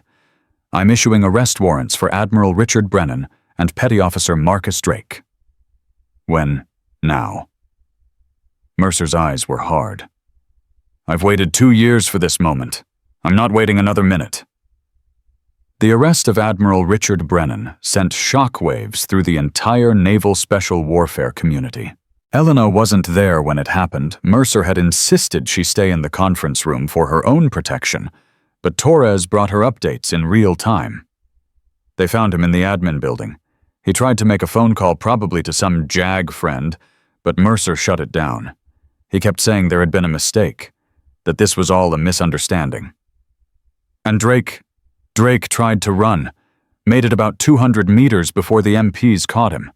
He was screaming about how he was a patriot, how he was protecting the teams from people who didn't belong. Elena absorbed this information. She felt something satisfaction, maybe, or relief, but it was distant, muffled, like watching a storm through thick glass. It's over, Torres said. You won. It's not over. Not yet. She was right. At 1630, Master Chief Harmon called an emergency formation. Every candidate, every instructor, every support staff member on the compound was required to attend. Elena stood in the back row. She had considered staying away. Her suspension was technically still in effect, but something told her she needed to be there, needed to see this through. Harmon stood at the front of the formation, his face grave. I'm going to be brief, he said. Today, 2 members of this command were arrested by NCIS on charges of conspiracy attempted murder and conduct unbecoming. Admiral Richard Brennan and Petty Officer First Class Marcus Drake are currently in federal custody awaiting trial. Murmurs rippled through the formation. Harmon let them continue for a moment, then raised his hand for silence. These arrests are the result of an investigation that revealed serious misconduct within our training program. For years, certain individuals have used their positions to target and eliminate candidates they considered undesirable. This ends today. He paused, his eyes finding Elena in the back row. Seaman Elena Vance was one of their targets. She was subjected to harassment, sabotage, and multiple attempts on her life. She responded by doing exactly what we train our operators to do. She gathered intelligence-built alliances and executed a strategic plan that exposed corruption at the highest levels. Harmon stepped forward. Seaman Vance, front and center. Elena walked through the formation. 100 eyes on her. 100 judgments being revised in real time. She stopped in front of Harmon, came to attention. Your suspension is lifted effective immediately. You will resume training with your class tomorrow morning. He extended his hand. Welcome back, Seaman Vance. She shook his hand. Her grip was firm. Her eyes were dry. Thank you, Master Chief. Don't thank me. You earned this. Every bit of it. The formation was dismissed. Candidates dispersed across the compound, talking in hushed voices about what had just happened. The world had shifted under their feet, and none of them quite knew how to stand anymore. Reyes found Elena near the chow hall. That was something, he said. That was justice. Finally. You okay? Elena considered the question. I don't know yet. Ask me tomorrow. Fair enough. He paused. Listen, I just wanted to say what you did for Brennan, giving him a chance to testify instead of just letting him burn. That took something. It took remembering that he was a person, even after everything he did. Not everyone would have remembered that. My father would have. She looked up at the sky. The sun was setting over Coronado, painting everything gold and red. He wrote me a letter once about a prisoner they captured in Iraq, a man who had killed 2 of his teammates. My father was the one who stopped the others from executing him on the spot. Why? Because he said the measure of a warrior isn't what they do to their enemies. It's what they choose not to do. Elena smiled slightly.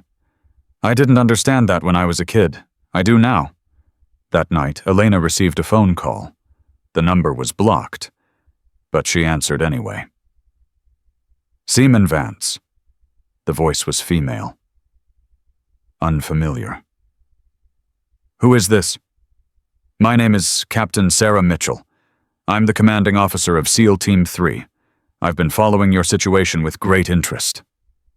Elena's heart rate increased slightly. How can I help you, Captain? I think the question is how I can help you. There was a pause. You've done something that very few people have the courage to do. You've exposed corruption while still in training, knowing full well that it could destroy your career before it started. That takes a special kind of integrity. I did what needed to be done, ma'am. That's exactly what I'm talking about. What needs to be done. That's the mentality we need in the teams. Not ego, not politics. Just the mission. Another pause. When you graduate, and I have no doubt that you will, I want you on my team. Elena's breath caught. Captain, I'm honored, but don't answer now. Focus on finishing your training. But know that when you're done, there's a place waiting for you. A place where your talents will be valued and your integrity will be protected. Thank you, Captain. I don't know what to say. Say you'll keep being exactly who you are. That's all I ask. The line went dead. Elena sat in the darkness of her room, processing what had just happened. A captain of a SEAL team had personally called to recruit her, before she had even graduated, before she had proven herself in the field. But she had proven herself, in ways that mattered more than any training evolution. She had proven that she couldn't be broken. The next morning, Elena returned to training. The other candidates looked at her differently now, some with respect, some with wariness, a few with something that looked almost like awe. Walsh fell into step beside her on the way to morning PT. How does it feel? How does what feel, being a legend? Elena laughed. The sound surprised her. I'm not a legend. I'm just someone who refused to quit. That's what legends are, Vance. People who refuse to quit when everyone else tells them to. The training was hard. Harder than before in some ways. The instructors who remained were determined to prove that standards hadn't slipped, that the program was still the most demanding in the world. Elena embraced it. Every evolution, every challenge, every moment of pain and exhaustion.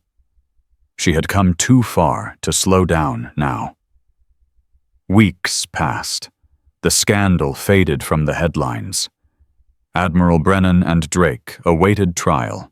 Kyle Brennan, true to his deal with NCIS, had been given a general discharge and was starting over somewhere in the civilian world. Elena didn't know if she would ever see him again. She hoped in some small way that he would find a way to become the man he could have been if his father hadn't twisted him into something else. The final phase of training arrived. Combat tactics, live fire exercises, mission planning, everything building toward the moment when they would either earn their tridents or wash out trying. Elena excelled at all of it. Her scores were among the highest in the class. Her tactical instincts, honed by years of hunting in Montana and months of fighting for survival in this very program, gave her an edge that the instructors couldn't ignore. But it was the leadership evaluations that set her apart. Vance doesn't just complete the mission, Harmon wrote in her file. She makes everyone around her better. She builds teams. She inspires confidence. She demonstrates the kind of quiet, competent leadership that defines the best operators in the community. The evaluation was classified. Elena never saw it. But the other candidates did see what she was capable of. They saw her volunteer for the hardest assignments. They saw her help struggling teammates without being asked. They saw her refuse to cut corners even when no one was watching. And slowly, one by one, they stopped seeing her as the woman who had invaded their space. They started seeing her as a SEAL. 2 weeks before graduation, Reyes found Elena on the beach. She was sitting alone, watching the Pacific, the same spot where she had sat so many times before, talking to her father's photograph, promising him she would make it through. "Big day coming up," Reyes said, sitting down beside her. "Yeah? You nervous?" "No." She paused. "Maybe a little. You're going to get your trident. You know that, right? There's no way they don't pin you." "I know." She pulled out her father's photograph. The man in dress blues holding a baby girl. "I just wish he could be there." Reyes looked at the photograph. "He looks like you." "Everyone says that," she smiled. "He was killed when I was 3. I don't remember his voice. Don't remember what it felt like to be held by him. All I have are letters and photographs and stories that other people tell me." "But you carry him with you."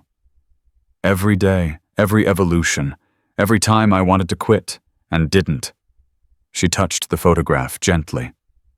"He wrote me a letter before he died. Told me I had more fight in me than I knew. Told me to prove them wrong." She looked up at Reyes. "I've spent my whole life trying to live up to those words." "I think you have." "I hope so." She put the photograph away. "I hope wherever he is, he can see what I've become." They sat in silence for a while, watching the waves. "Vance," Reyes said finally, "whatever happens after graduation, wherever we end up, I want you to know that it's been an honor training beside you." "Same, Reyes, same." He stood, brushed the sand off his uniform. "See you at morning PT." "Where else would I be?" He walked away. Elena stayed on the beach a little longer, watching the sun set over the Pacific. Tomorrow was another day. Another step closer to the goal she had been chasing since she was old enough to understand what her father had sacrificed. She was going to become a Navy SEAL. Nothing and no one was going to stop her now. And somewhere in the darkness, she could almost feel her father watching. Proud. The morning of graduation arrived like every other morning at Coronado, cold, gray, and unforgiving. But for Elena Vance, everything was different. She woke at 0400, 2 hours before she needed to. Her body was too wired to sleep, too aware of what this day meant. 24 weeks. 168 days. Countless moments when she could have quit, should have quit, would have been justified in quitting.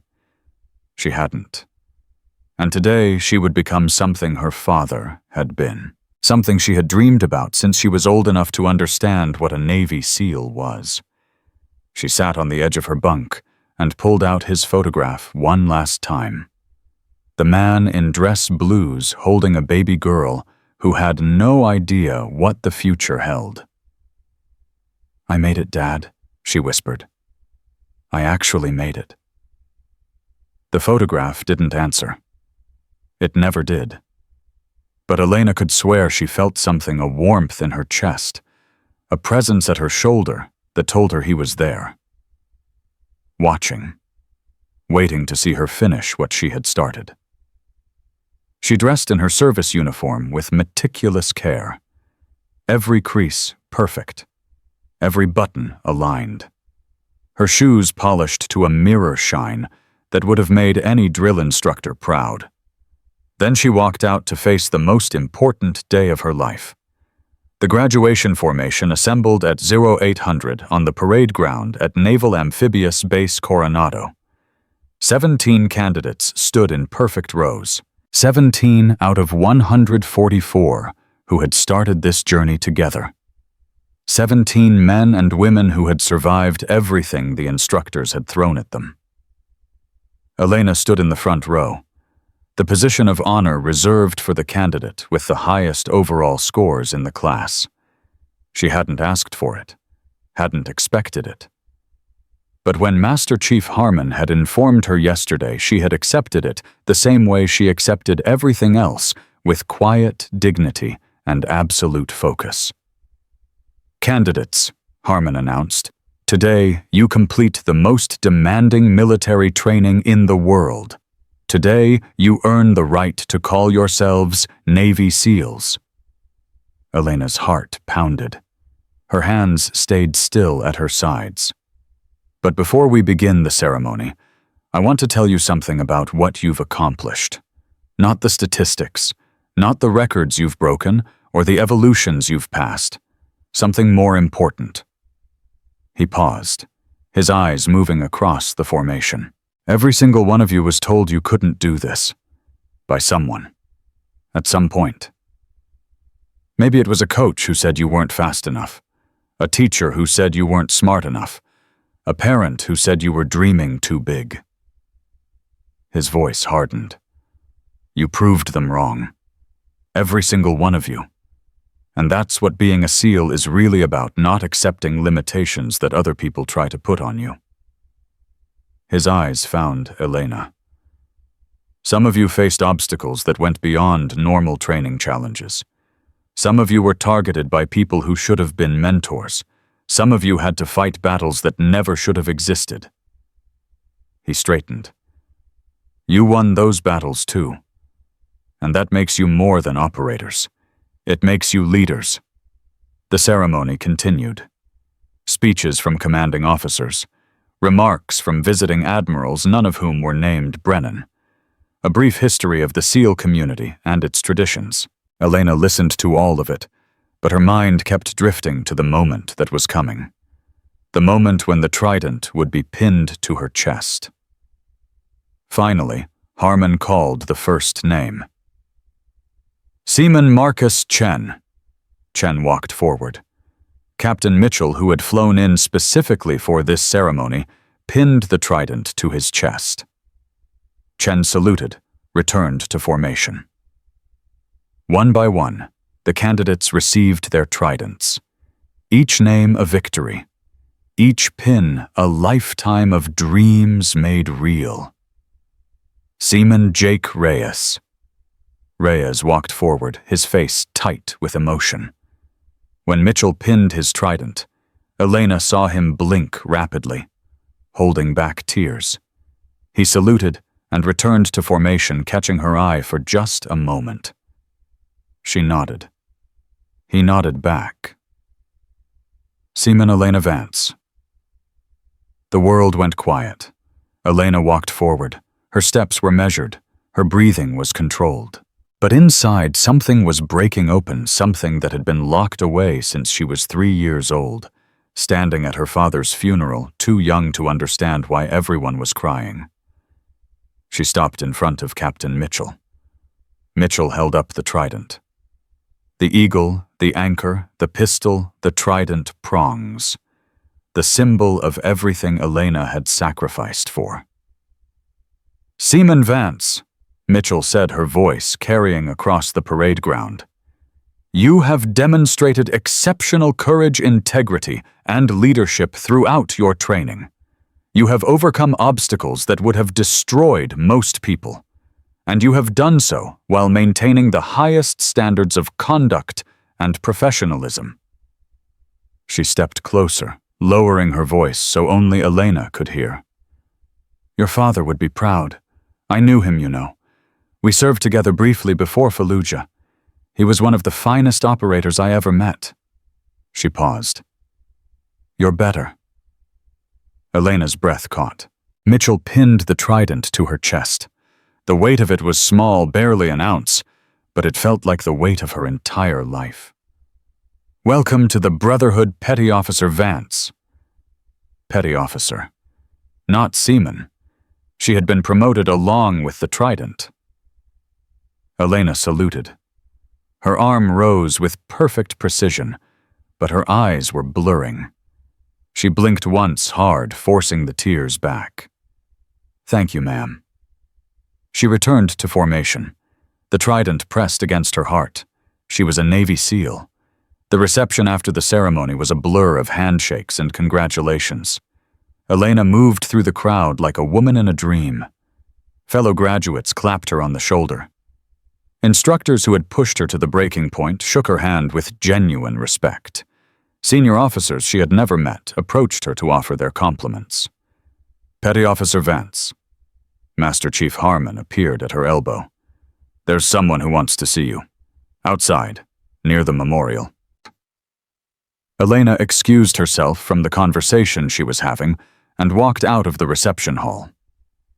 The memorial to fallen SEALs stood at the edge of the parade ground. Names carved in stone. Lives given in service to something greater than themselves. A woman stood there alone. Older, gray-haired, wearing civilian clothes but carrying herself like someone who had once worn a uniform. Elena recognized her immediately. Sarah Ashford, the woman who had given her father's second letter at the start of training. "Mrs. Ashford. It's just Sarah now." The older woman turned. Her eyes were wet. "Look at you. My God, look at you. I didn't know you would be here. I wouldn't have missed it." Sarah stepped closer. "I watched the whole ceremony. Watched them pin that trident on your chest. Watched you hold yourself together even though I know you wanted to fall apart." Elena said nothing. Her throat was too tight. "Your father would have been a mess," Sarah continued, "crying like a baby, embarrassing himself in front of everyone. He was like that, you know. Tough as nails in combat, but the moment something touched his heart, he couldn't hide it." "I wish I remembered him." "I know." Sarah reached into her purse. "That's why I'm here. There's one more thing I need to give you." She pulled out an envelope. Old. Worn at the edges. Her father's handwriting on the front for Ellie on her graduation day. Elena's hands trembled as she took it. "He wrote this the night before his last mission," Sarah said. "Gave it to me with instructions not to open it, not to deliver it, unless you actually made it through." She smiled through her tears. "He knew you would, even then when you were just a baby. He knew." Elena opened the envelope. Inside was a single page covered in her father's careful script. She read it standing there next to the memorial with Sarah Ashford watching. "My beautiful girl. If you're reading this, you've done something extraordinary. You've become a Navy SEAL. You've joined a brotherhood that most people can't even imagine, let alone survive. I want you to know something. I'm not proud of you because you passed the training. I'm not proud of you because you earned a trident. I'm proud of you because you're the kind of person who would try. Most people play it safe. They accept the limitations other people put on them. They tell themselves that some dreams are too big, some goals are too hard, some obstacles are too high. Not you. You've never been that person. Even when you were a baby, you had this look in your eyes like you were daring the world to try to stop you. The world tried. I'm sure of it. People told you that you couldn't. People told you that you shouldn't. People tried to break you, bend, make you into something smaller than you are. They failed.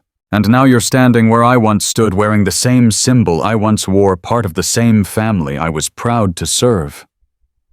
I wish I could be there to see it.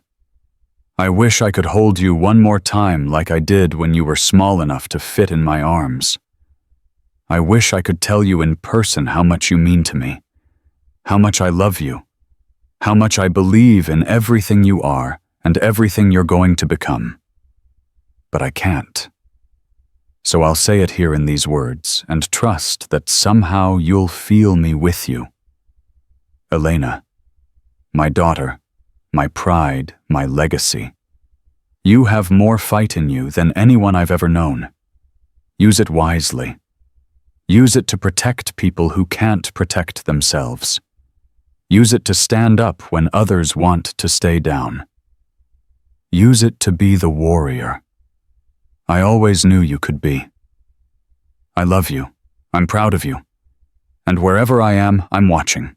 Always. Dad. Elena folded the letter. Her face was wet. She hadn't noticed when she started crying. Sarah Ashford put an arm around her shoulders. He was right, you know, about everything. I know. Elena's voice was barely a whisper. I know. They stood together in silence, two women connected by a man who had been gone for 16 years, but whose presence still filled every moment. The reception continued for another 2 hours. Elena returned, eventually, her eyes dry, her composure restored. But something had changed in her. Something had settled. She had her father's blessing, written in his own hand, delivered from beyond the grave. Nothing could take that away from her. Reyes found her near the end of the reception. I heard you got a letter from your dad. Word travels fast. Harmon told me. He wanted to make sure someone checked on you. Reyes studied her face. You okay? Better than okay. She touched the trident on her chest. I'm exactly where I'm supposed to be. SEAL Team 3. That's what Mitchell told me. You're joining her unit. That's the plan. What about you? Team 7. East Coast. He smiled slightly. Opposite ends of the country. We'll still be brothers. Yeah. He extended his hand. We will. She shook it. Then impulsively she pulled him into a hug. Thank you, she said quietly. For everything. For believing in me when you had no reason to. For watching my back when it would have been easier to look away. For being the ally I needed when I needed one most. You would have made it without me. Maybe. But I'm glad I didn't have to find out. They separated.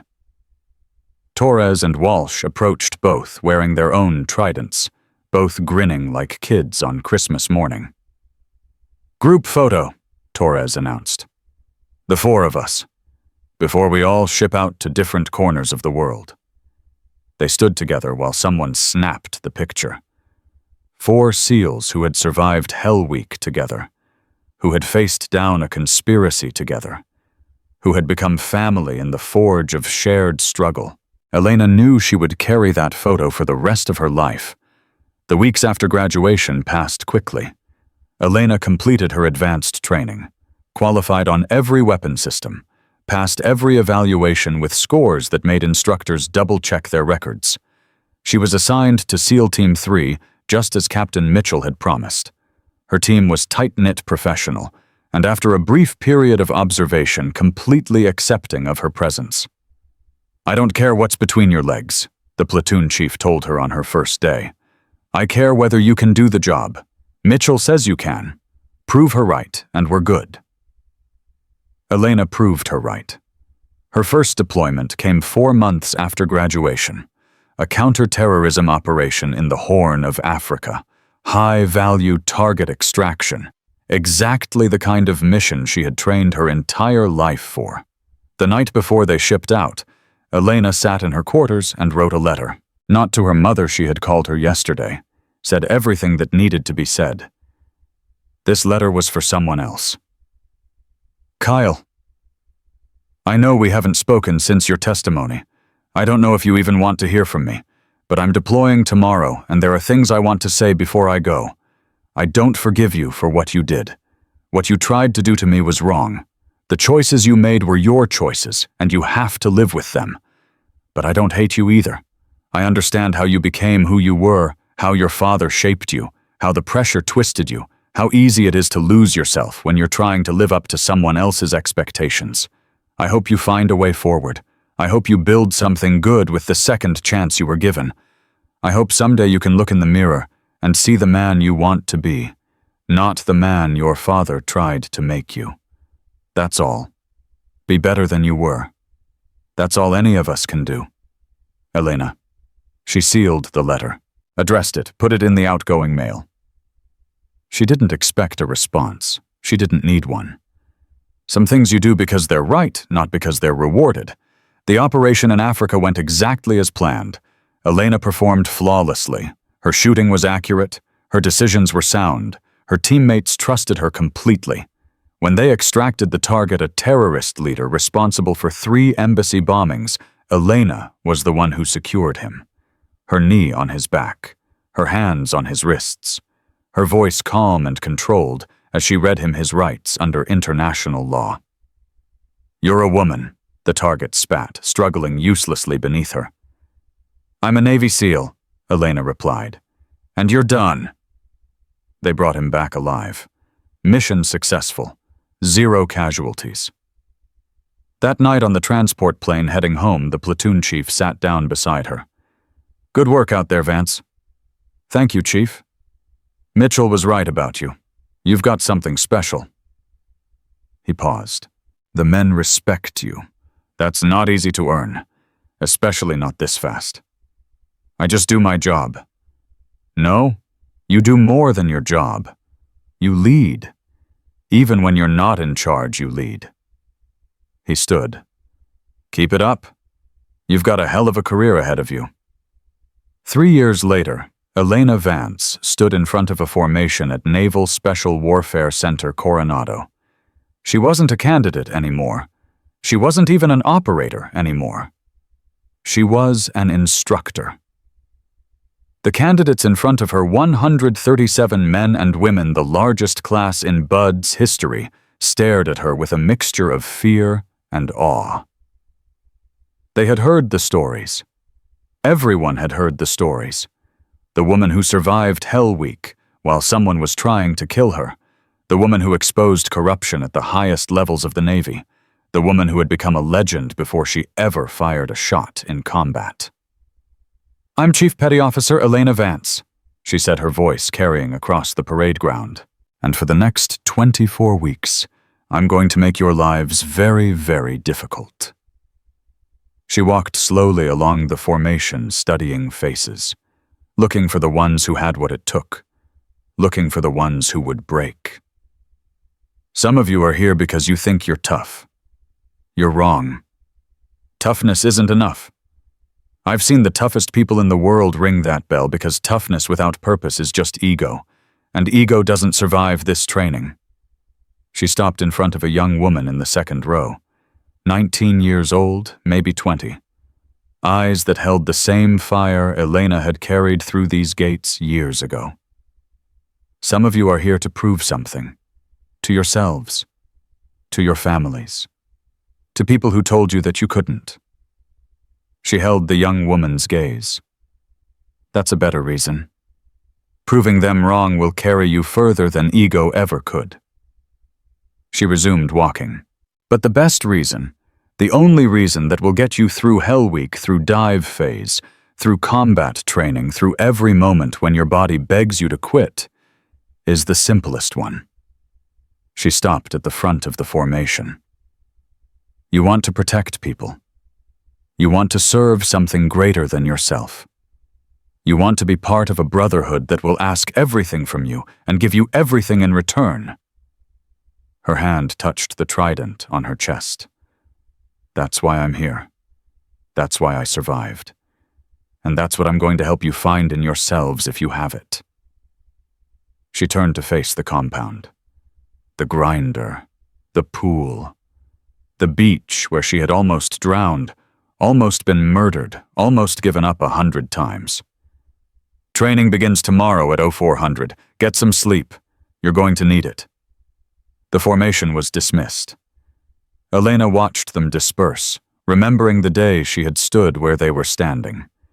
Young, scared, determined. A hand touched her shoulder. Chief Vance. It was Master Chief Harmon.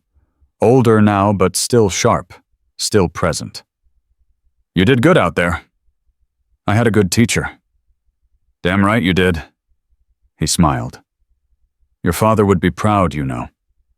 Not just of what you've accomplished, of who you've become. I know. She touched the letters in her pocket. She still carried them both. Every day. He told me.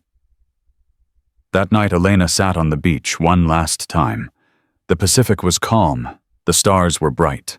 The same stars her father had looked at years ago before everything changed. She pulled out his photograph. The man in dress blues holding a baby girl. I made it, Dad, she said to the waves. All the way. First female graduate of full SEAL training. First female SEAL instructor, all of it. The waves crashed softly against the sand. But you know what? That's not the part that matters. The records, the firsts, the history, none of that is what you would care about. She touched the trident on her chest. What matters is that I became the person you always knew I could be. I fought when fighting was hard.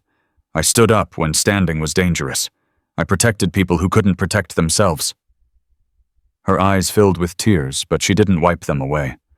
I became a warrior, Dad, just like you. And now I'm going to spend the rest of my life making sure other people get the same chance I got. Making sure the Drakes and the Brennans never win. Making sure the system serves the people who deserve it, not the people who try to corrupt it. She stood brushing the sand from her uniform. I love you. I miss you. And wherever you are, I hope you can see what I've built. I hope you can see what your legacy really looks like. She kissed the photograph, tucked it back in her pocket. Watch over me, Dad. I've still got work to do. She walked away from the beach toward the compound, toward the candidates who would become her responsibility tomorrow. Elena Vance had spent her whole life fighting to prove she belonged. Now she would spend the rest of it making sure others never had to fight the same battles. That was her mission now. That was her purpose. And she would not fail. 6 months later, the first candidate from Elena's class graduated. A young woman named Maria Santos, 20 years old, daughter of a Marine who had died in Afghanistan. Elena pinned the trident to her chest personally. You earned this, Elena said. Every bit of it. Santos saluted. Her eyes were shining. Thank you, Chief, for everything. Don't thank me. Thank yourself. You did the work. You survived the training. You proved them all wrong. Santos lowered her salute. Can I ask you something? Go ahead. How do you do it? How do you keep going day after day knowing what you know about how hard this is? Elena thought about the question. Thought about her father. Her letters. Her journey. You find something worth fighting for, she said finally. Something bigger than the pain. Bigger than the doubt. Bigger than the voices telling you to quit. What's yours? Elena touched the photograph in her pocket. The man in dress blues holding a baby girl. My father used to say I had more fight in me than I knew. He was right. But he didn't tell me where that fight came from. She met Santos's eyes. It comes from love. Love for the people who believed in me. Love for the people I protect. Love for the warrior I'm still becoming every single day. Santos nodded slowly. That's beautiful, Chief. It's the truth, and now it's yours to carry forward. Elena stepped back. Go celebrate with your family. You've earned it. Santos walked away, trident gleaming on her chest. Elena watched her go, feeling something settle in her chest. Pride. Satisfaction. Purpose. She had done what her father asked. She had proven them wrong. She had become a warrior. But more than that, she had become a teacher, a mentor, a guardian of the path that others would walk. Her father's legacy wasn't just the trident she wore.